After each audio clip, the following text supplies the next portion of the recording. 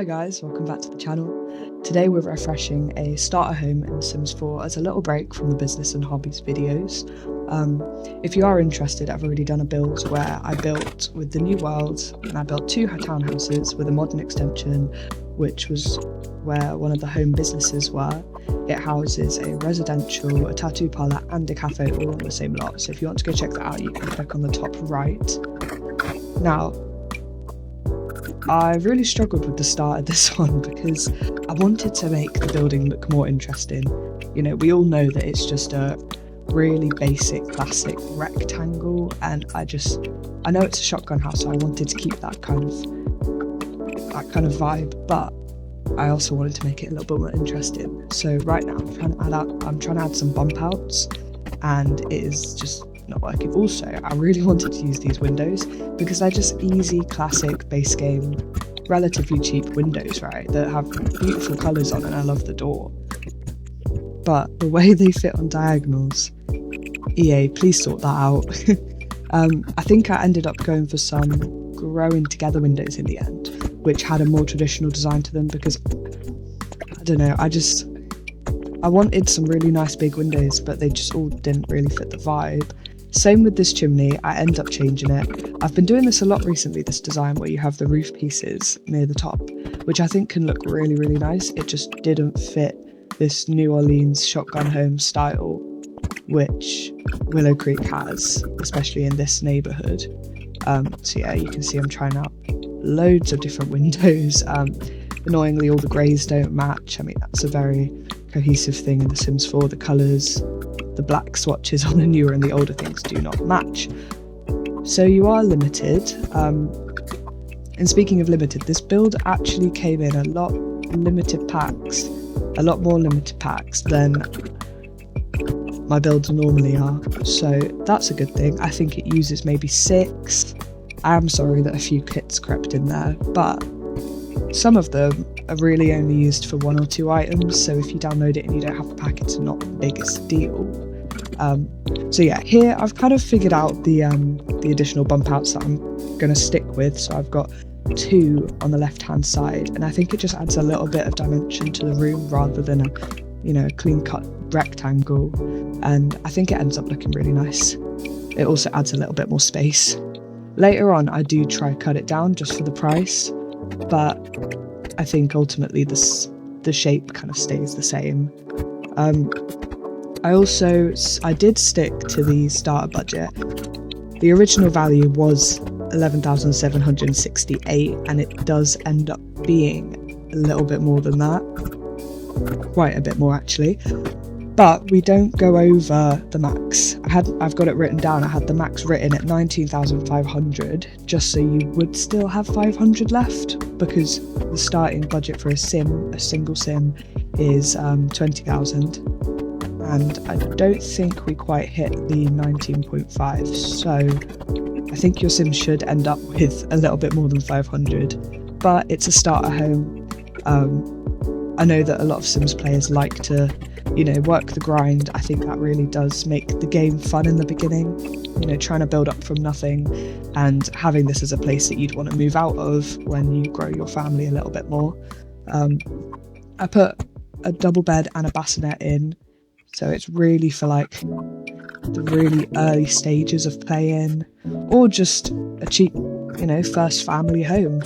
And I think it does look a lot nicer than what was here before. So I'm excited to show you the walkthrough at the end, if you stick around till then. But so we're just doing the floor plan at the moment. It doesn't actually change that much from here. Normally I move my rooms all about, but as you can see, we've kind of got the main living area and then the bathroom and the 2 bedrooms at the back. Typically with the shotgun house styles, the point of it is that you have a door at the front and a door at the back, and it is one long open space, so the air kind of flows through it. At least that's my understanding, I might be wrong. And I think, apart from this wall, just thinking about it now, apart from this wall that I've put in for the kitchen, the air would technically flow from the front door by the kitchen to the double glass doors that we've got just over there. and then the bedrooms being at the back is something you do quite typically see in the Sims 4 Willow Creek starter homes. So I'm quite happy with how that has worked out. I'm trying to change the fencing because for some reason my instinct is anything that is in the default build, change it. But I think in this instance those ones did work out for the best. Yeah, I got rid of a few windows for the budget. And I'm just working around the space right now. I'm not loving the fridge there because when you put the walls down it's going to be in the middle, and I typically like to have bigger items like showers or fridges at the outside walls so it doesn't impact your gameplay too much. But because it's such a small place, I don't think it should matter that much. And how often are you going to be looking at that little gap the other side of the fridge? So I don't think it's going to be that annoying, but it's not my personal preference. I did manage to get a telly in it, and there's a desk there's no computer, but there is a desk. So once you kind of worked up and got a little bit more money for your Sims, you could invest in one of them, and there's a space for it. You don't need to worry about that too much. The roof line was typically simple for me. I didn't really have any problems with that. Just because of the constant back and forth about the size, which I'm doing now, I did have to change it myself quite a bit, which got tedious really. But yeah, I think for a starter home, it's as pretty as they come, you know. Like there's a lot more things I would have liked to do, but at some point you have to step back and realise it's a starter home. It's a point where you're going to build up and you're going to furnish as you go. So, oh, I forgot a bin. Yeah, I forgot a bin, didn't I? I always forget bins. I feel like certain Sims YouTubers have these things that they constantly forget. Deli sometimes forgets a fridge. It's a bin for me. I forgot one inside and outside. So if you download this, unless I've changed it, you're going to have to get yourself a bin. So sorry about that. But yeah, so I'm trying to add some colour right now because as much as I like the plain, like, you can't go wrong with white. White walls are perfect. They're simple and they go with everything, but I just wanted to add a little bit of depth to these constant diagonal walls, and I think the little bit of blue did really nice there. I tended to stick to really simple coloured furniture just so it kind of matches every Sim that would stay here. So normally I'd go for the pink swatch on this bed, but I went for a yellow just because I want to make whoever lives here, it's going to fit for you. You can come in, you don't have to change much, which is what I look for when I'm downloading a build off the gallery. Speaking of gallery, the link to this build will be in the bio of this video if you want to go down to the description. And on there I've got all the other builds that I've done recently and the one I've mentioned earlier, which I will put a card for. If you missed it earlier, there'll be a card in the video for the speed build of that if you want to go watch that after this one. So yeah, we're just doing the nursery right now. I had the hardest time picking the rug. You wouldn't know watching it, would you? But yeah, I didn't want to make the room too pink. I wanted to use this wallpaper, but it did have quite a pink undertone to it, just based on all the flowers in it. And I wanted to make the nursery a bit more like gender neutral. You know, you can't guarantee what baby Sim's gonna have, but oh, speaking of that, I did add pink walls to the bedroom, but you know, who doesn't like pink, I guess. This was weird. I hate when it does this when I'm doing the chimney, so I just didn't go back and delete the paint on the inside, which I was going to do to save money, but oh well. So I think we might be coming close to the slideshows. I think I've still got to do the outside, which I dug into debug for, because at this point I'm realising the budget is getting a bit high and I wanted to get as much for free as I could to make the outside look pretty. So I settled on a nice big tree in the back, and then I think we've got 2 or 3 smaller trees dotted about the front.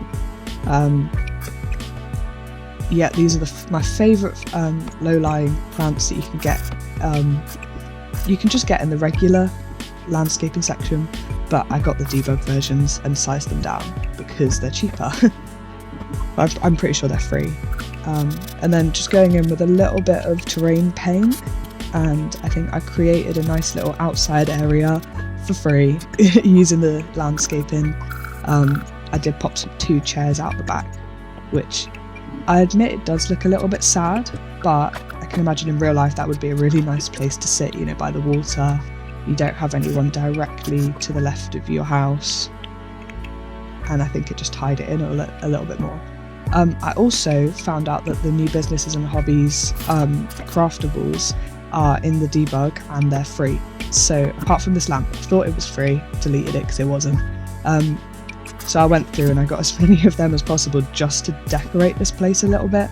So like I said, if you don't have businesses and hobbies, the only thing you're going to be missing out on is the wallpaper, the brick, and the decorations. So yeah, here's the slideshow. I will let you look at it and I'll see you next time. Thank you for watching.